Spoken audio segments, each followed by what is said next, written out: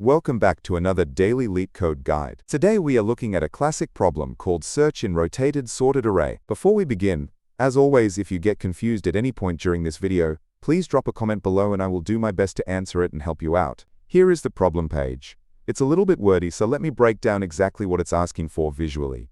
Imagine we have a normal array of numbers, perfectly sorted from smallest to largest. But in this problem, the array has been rotated at some unknown spot. Notice how the first chunk, 4 to 7, got shifted to the front, but the order within the chunks stays the same. Our goal is to search through this rotated array to find a specific target number. If we want to find 0, we look through the list and see it sitting at index 4. If we search for a number like 3, and it doesn't exist anywhere in the array, we just need to return -1. But here is the major catch. The problem strictly requires us to solve this in order log n time. This means we absolutely cannot just use a basic loop to scan from left to right. That would take order n time, which is too slow for this constraint. Just a quick heads up, we'll be walking through the solution using Python first. But don't worry, I'll be showing the full code for Java, C++, and JavaScript towards the end of the video.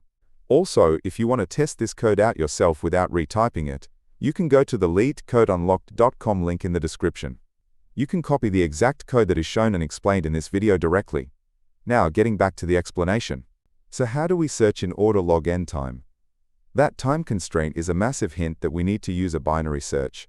The problem with standard binary search is that it only works on perfectly sorted data, and our array is chopped up and rotated.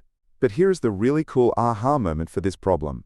If you take this rotated array and slice it in half anywhere, at least one of the two halves will always be completely perfectly sorted in increasing order. To figure out which half is the properly sorted one, we just look at our pointers. We compare the number at our left boundary to the number directly in the middle. If the left side is the sorted one, we can easily check if our target number falls within its range. If it does, we ignore the right side. If it doesn't, we know the target must be hiding on the right. And we do the exact opposite if the right half happens to be the sorted one. We check if our target fits into the right half's range. It's just a game of narrowing down where the target could possibly be. Alright, here's the full Python code for this approach. I know it looks a bit dense with all the if statements, so let's break it down line by line and trace how it works visually. Let's run our main example through this code. We are looking for the target, 0. We start with our left pointer at the very beginning, and the right pointer at the very end. We calculate the middle index, which is 3. The number sitting at the middle is 7. Is 7 equal to our target 0? No, so we need to figure out which way to shrink our search window. We ask, is the left half sorted? We compare the left number, 4, to the middle number, 7. Since 4 is less than 7, we know for a fact that everything between the left pointer and the middle pointer is perfectly sorted. Now that we know the left half is a perfectly predictable sequence from 4 to 7, we ask, does our target 0 fit in there? 0 is not between 4 and 7. Because 0 isn't in that left chunk, it absolutely must be in the right chunk. So we move our left pointer completely past the middle spot, shrinking our search space in half. Okay, loop iteration 2. Our new boundaries are indices 4 and 6. We calculate a new middle, which is index 5. The number at the new middle is 1. It's still not our target 0, so we do our sorted check again. Is the left portion sorted? We check the left pointer against the middle pointer. 0 is less than 1, so yes, this tiny chunk from index 4 to 5 is sorted. Now we ask, does our target 0 fit between the value 0 and the value 1? Yes, it does. We found the neighborhood where 0 lives. Because 0 belongs in this left section, we bring our right pointer all the way down to just before the middle spot. For our third loop, our left and right pointers are both pointing at index 4. This means our middle pointer is also index 4. We check the number at the middle pointer. It's 0. We found our target, so we immediately return the index 4, and we are completely done. Before we finish the Python part, let's talk about edge cases. What happens if our array only has one single element in it? Our logic handles this flawlessly. The left and right pointers both start at 0. The middle becomes 0. It checks if that one element is the target, and if it's not, the loop ends naturally and returns -1. No crashes. So how fast is this?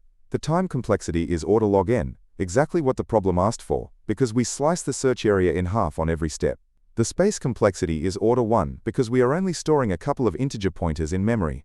Here are the key takeaways from this problem. First, binary search is powerful, and you don't actually need a totally perfect array to use it. As long as you can confidently throw away half the data at every step, binary search works. And second, comparing the start boundary to the middle boundary is the trick to figuring out which side is safe to search. Before I show you the other programming languages, I want to mention that I'm trying out this new, faster slide format. Let me know down in the comments if you prefer these shorter punchy slides, and please remember to ask any questions down there if you are still confused about the binary search logic. Also, if you are new here, you can probably tell this channel is narrated by Leetcode by I. I actually built this system for myself, so I could generate clear, instant explanations the moment a daily problem drops. It helps me study faster, and I upload them here without any YouTube ads or sponsorships in case they help you too. Alright, as promised, here are the full solutions for Java, C++, and JavaScript. Instead of pausing and typing these out, you can just go to leetcodeunlocked.com via the link in the description to copy and paste the exact code directly. Here is the full solution in Java. Next up, here is the C++ version. And finally, here is the solution in JavaScript. Before we finish up, I want to mention I have another channel called Leetcode Unlocked, where I'm trying to post a solution for literally every single Leetcode problem. If you want to support that massive goal, you can donate at buymeaboba.com/LeetCodeDaily. Please make sure to like, subscribe, and turn on notifications so you can get your daily streak done early. Keep coding, and I'll catch you in the next one.